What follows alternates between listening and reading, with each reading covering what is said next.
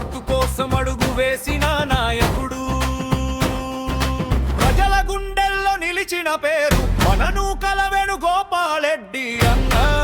కట్ట మీద వేలన్నాడు పడితే అభివృద్ధి జోషూరంతా వినిపిస్తే, విని ట్యాంక్ బంటనులు పరుగులు తీస్తే, మిర్యాలగూడ ప్రజల గుండెలు గర్వంతో నిండితే, ఎండల్లోనైనా నిలబడి చూస్తాడు, ప్రజల కోసం ప్రతి పని నడిపిస్తాడు, రోడ్లు చెరువులు కొత్త రూపం వేస్తాడు,